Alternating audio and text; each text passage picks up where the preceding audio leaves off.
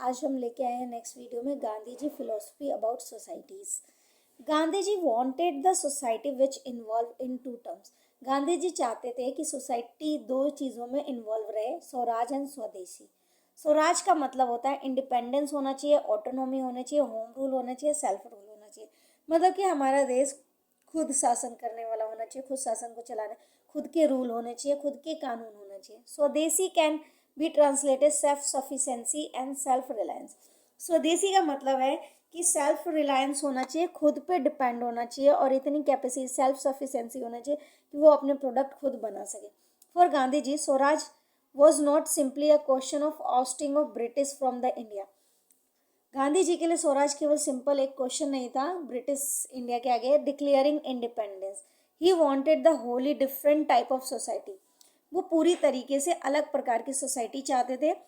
He did not want to replacing of British. वो British को replace नहीं करना चाहते थे विद इंडियंस के साथ doing exactly the same. It did not mean true freedom but merely the same type of government run by the different set of men. He wanted the value system and lifestyle of British Raj to be done away with, totally replaced by a simpler and commercial life. This is a new type of society reflecting the old values was to be based on village.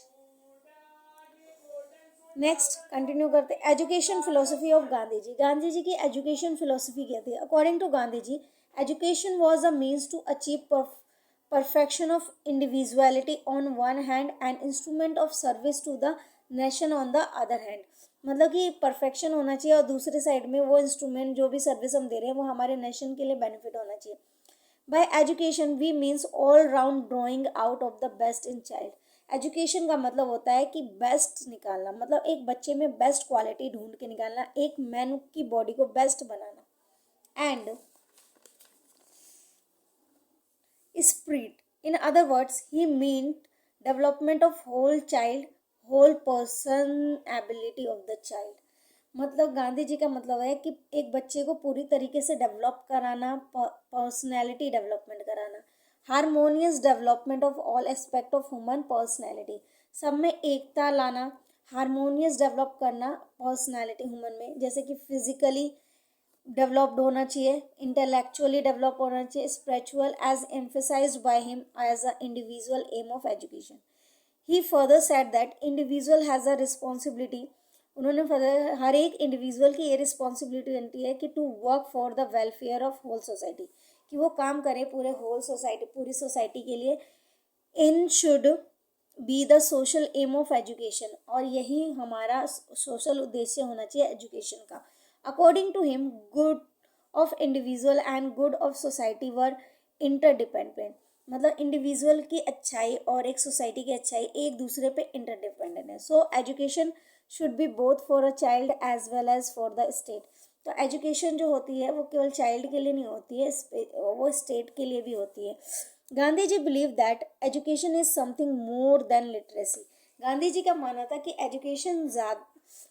Education जो है वो कुछ ज़्यादा है literacy के comparison में।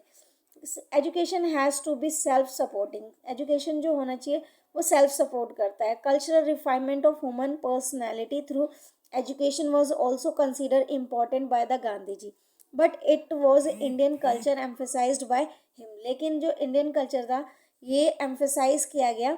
And according to him culture is a quality of some soul which is reflected in all aspects of human behavior. For achieving this kind of culture refinement, he emphasized study of Gita and sacred book of the other religion. Gandhi ji attached much importance to character education and moral development of child through education. This include development of quality like purity of personality, restraint, service of humanity, courage, strength of conviction, sense of personality, and the attitude of non-violence was the supreme value to be developed in the people through education.